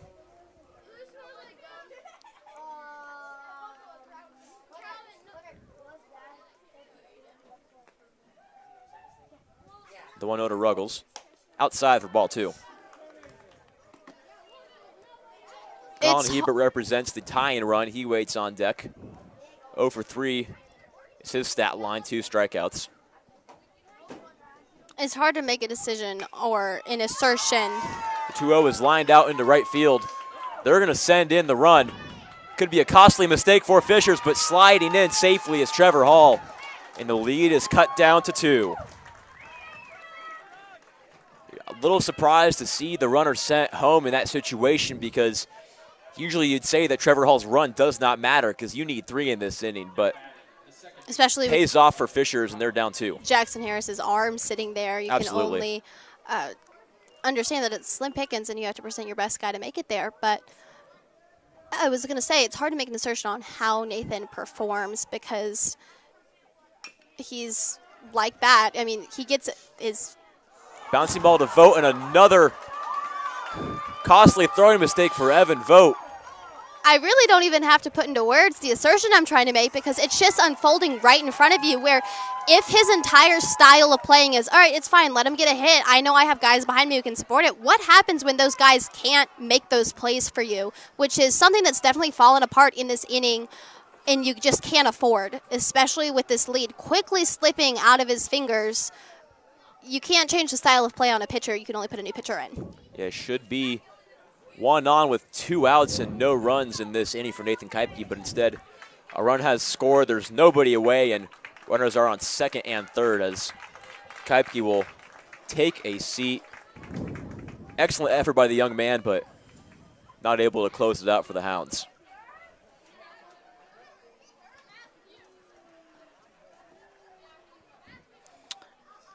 Joe Cunningham approaches the mound again, you see it's the same. It's not the same story, actually, because he does have a low amount of innings pitched. He's productive, 13 strikeouts. He can perform, but there have been standout performances from him where it's like, I don't know about that. And the reason his stats aren't as affected is because Hunter Owen understands the value in taking your pitcher out when it's not working. And maybe the shallow relief is there and you don't have a lot of guys, but he's quick to go burn through those guys before letting one simmer and not perform the way he wants. Very short leash on this new Carmel coach. Yeah, Cunningham trying to get the last 3 outs for the Hounds, but he's coming into an unfavorable situation. The inning started with a throw in error by Evan Vogt, which resulted in Trevor Hall cruising into second base, and then Jace Ruggles had a single for an RBI, and then another throw in error by Evan Vogt got us here. Carter Stroll, the lone underclassman in this Fishers lineup, will be due up next. He has a single, a double, and a line out to center field. Also an RBI on the day.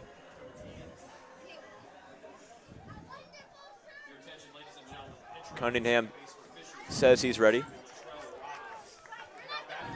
Robbins will be a pinch runner representing the tying run in second base.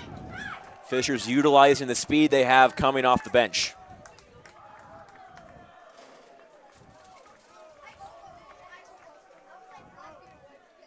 Cunningham pitching from the windup. First offering to Stroll. Swung on and missed for strike one. Home crowd has fizzled mildly as the night progressed, but fans still invested. It's bedtime for these pup slayers. I was questioning as I saw him with like 3 suckers and a Diet Dr. Pepper. The 0-1 is a ground ball up the middle. Stein gloves, throws to first, is in time for the first out. Run does score.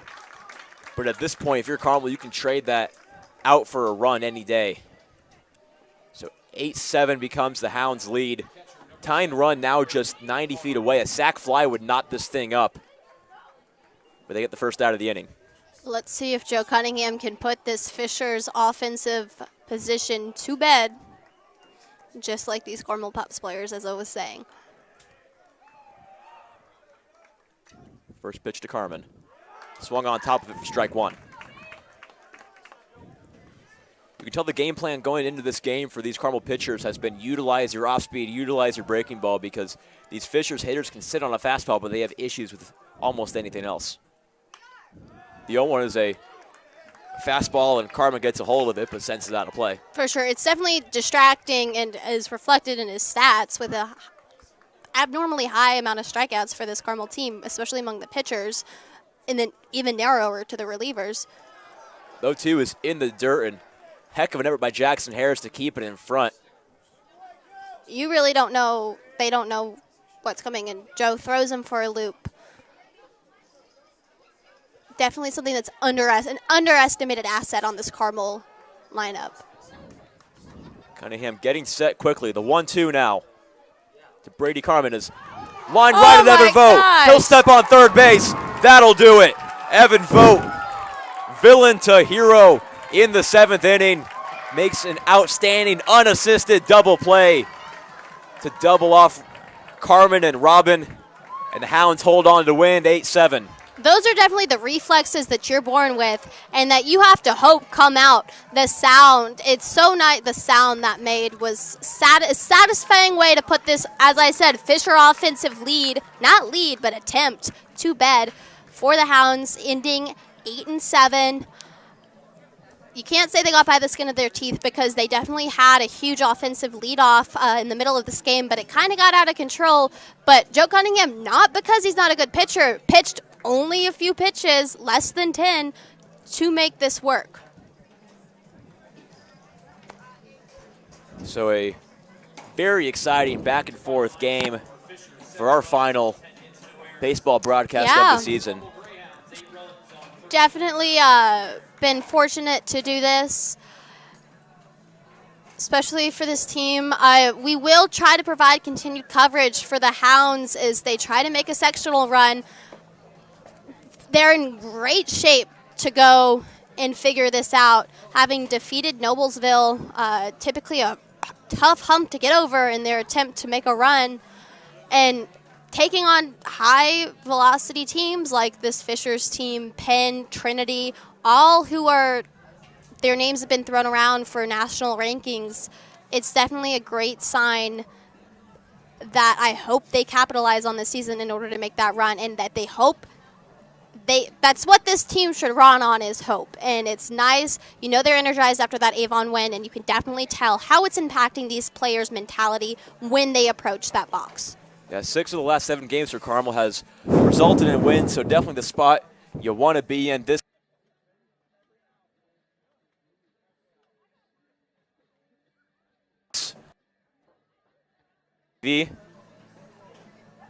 I've been Noah Bedoris with Caroline Petrie. Good night. Good night. Does he know how to end stream?